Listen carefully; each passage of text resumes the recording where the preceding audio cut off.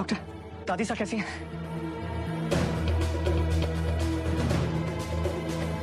Operation कामयाब रहा। Congratulations. Kaveri जी अब खतरे से बाहर हैं। Thank you doctor. मैं हम लोग को बताता हूँ।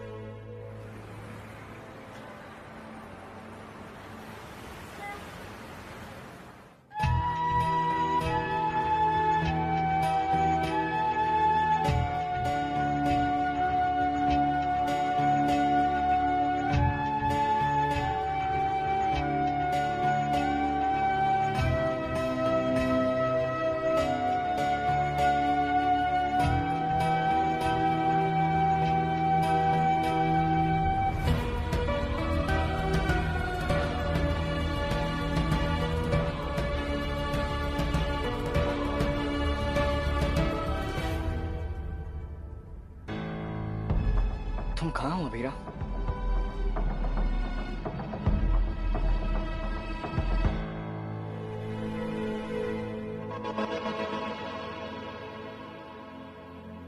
अबीरा, तुम सचमुच प्रेग्नेंट हो?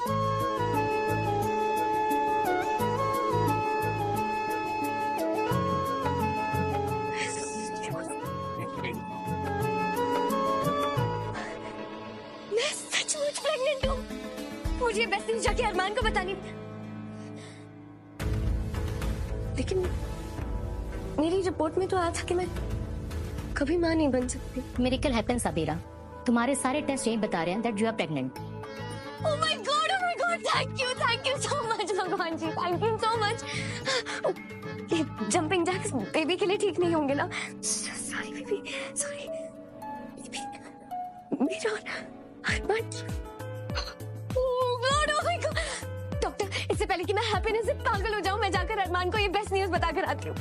1 मिनट अबीरा। कामली, मेरी बात सुनो।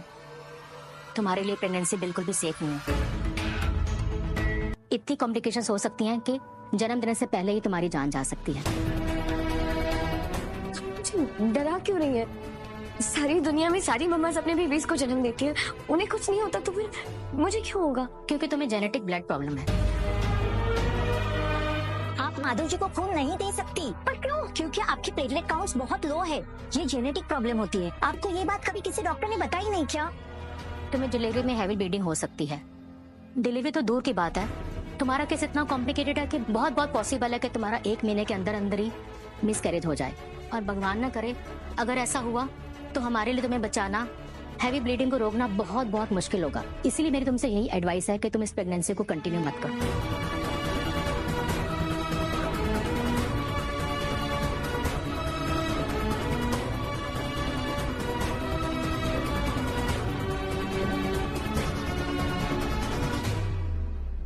अबीरा बेटा, तू कहाँ है? अरमान तुझे कब से ढूंढ रहा है बेटा। कावेरी जी को होश आ गया, वो खतरे से बाहर है। अब घबराने की कोई बात नहीं है, सब ठीक हो जाएगा। अरे बेटी बच्ची रो मत। तू किसी और बात से परेशान है? क्या हुआ? किसी ने कुछ कहा तुझसे? मुझे अरमान से मिलना है।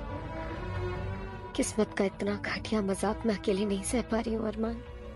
मुझे तुम्हारी जरूरत है, प्लीज मुझे थाम लो।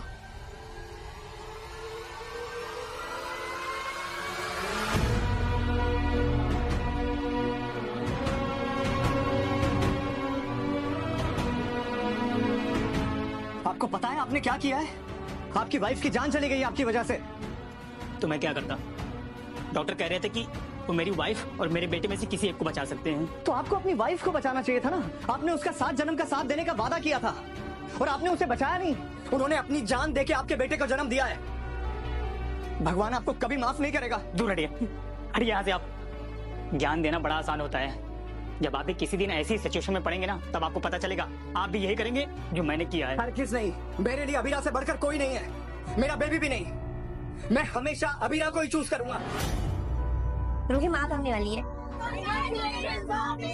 थैंक यू बेटा, थैंक यू। तुम दोनों ने इस परिवार की खुशियों को और सपनों को पूरा कर दिया बच्चा। अरमान और अबीरा की दुनिया में जहाँ हम होंगे और हमारे छोटे छोटे दो बच्चे, चन्नू बेटी और मन्नू बेटा।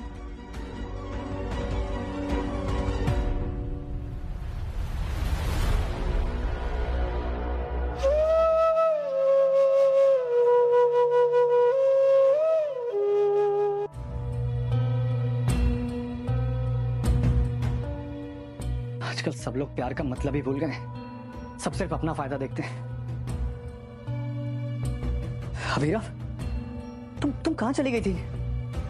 दादी साहब का ऑपरेशन सक्सेसफुल हो गया है, अब वो ठीक है। तुम कुछ बोल क्यों नहीं रही हो?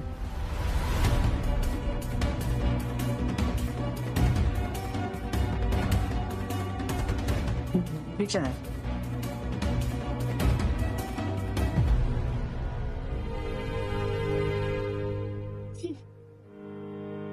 तुम प्रेग्नेंट हो?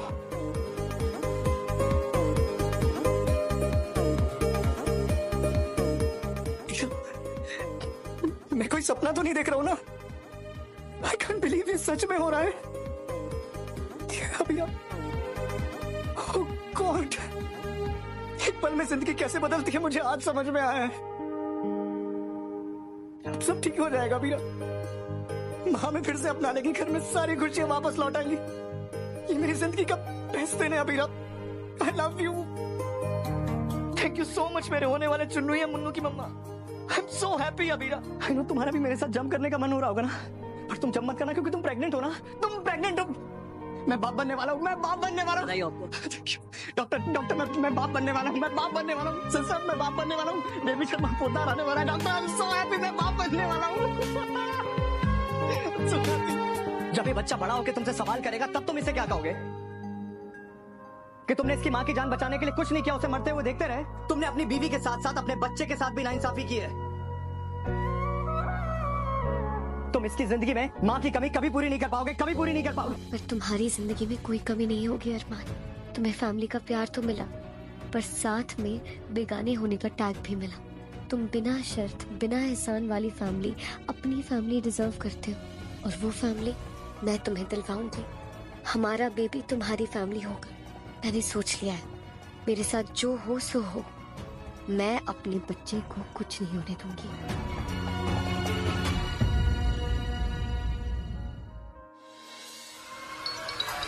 देखिए ना मुझसे क्या हो गया। अरे कोई बात नहीं, किचन में और खीर है। ये खीर रूही के लिए बनाई थी, लेकिन उसे तो आप खीर दे चुकी है। अब ये जो बची है इसे मैं खा लेती हूँ। आशीर्वाद। कितनी लालची हो अबीरा, तुम एक माँ और उसके होने वाले बच्चे की खीर खा गई। तुम्हें मालूम था ना कि ये खीर मैंने रूही और इसके बच्चे के लिए बनाई है, तो तुमने इसका हक क्यों छीना? हेलो दोस्तों, आज जानते हैं लॉरेंस बिश्नोई के बारे में। लॉरेंस बिश्नोई का जन्म 12 फरवरी 1993 को पंजाब के फिरोजशाह के एक गांव में हुआ था। उनके पिता हरियाणा पुलिस में कांस्टेबल थे। उन्होंने 1997 में पुलिस बल छोड़ दिया और किसान बन गए थे। बिश्नोई ने 2010 में 12वीं तक कक्षा तक अबोहर में पढ़ाई की। उसके बाद वे चंडीगढ़ में के डीवी कॉलेज चले गए। 2011 में पंजाब यूनिवर्सिटी कैंपस में शामिल हो गया, जहाँ उसकी मुलाकात गोल्डी बराड़ से हुई थी, जो एक गैंगस्टर था। वे विश्वविद्यालय की राजनीति शामिल हो गए और अपराध करने लगे। उन्होंने पंजाब विश्वविद्यालय से लगभग पढ़ाई पूरी की। बिश्नोई ने चंडीगढ़ में अपनी आपराधिक गतिविधियों की शुरुआत की, जब 2010 और 2012 के बीच हत्या के प्रयास, अतिक्रमण, हमला और डकैती सहित अपराधों के लिए उसके खिलाफ कई प्राथमिक रिपोर्ट दर्ज कराई गई। सभी मामले छात्र राजनीति में उसकी भागीदारी से संबंधित हैं। चंडीगढ़ में उसके खिलाफ दर्ज 7 एफआईआर में से 4 में बरी कर दिया गया और 3 मामलों में अभी भी लंबित है। जेल में रहने के दौरान बिश्नोई ने सलाखों पेशा अपराधियों के साथ गठजोड़ किया। रिहा होने के बाद वो हथियार डीलरों और अन्य स्थानीय अपराधों से मिला। पंजाब विश्वविद्यालय में उसकी शिक्षा के दौरान उसके गिरोह पर आकार बढ़ता गया। 2013 में स्नातक होने के बाद उसने कथित तौर पर मुल्तान में सरकारी स्कूल चुनाव के विजेता